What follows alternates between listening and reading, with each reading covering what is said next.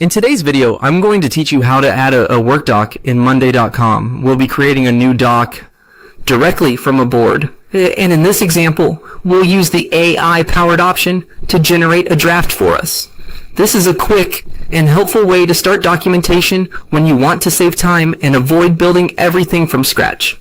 To begin, open your board in Monday.com and look for the plus icon labeled as the Add View button. This is the area where you can add new views and tools to your board. Go ahead and click that plus icon to open the available options. Once the menu appears, select Doc. This tells Monday.com that you want to add a work document to the board.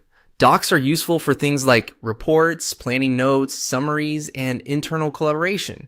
So this is a great feature to know if you regularly organize work inside Monday.com. After clicking Doc, you'll see different ways to get started. In this walkthrough, choose Start with AI. This option helps generate a first draft based on the prompt you provide.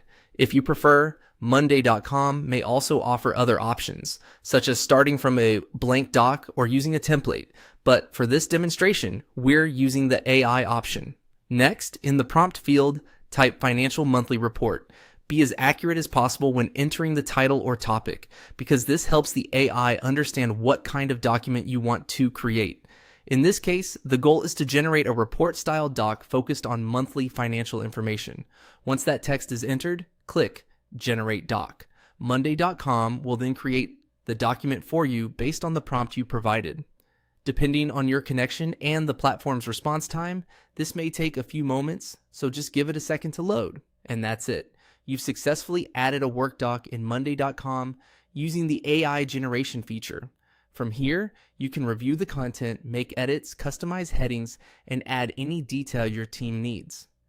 Even if the AI gives you a strong starting point, it's always a good idea to read through the document and refine it so it matches your specific goals and reporting style.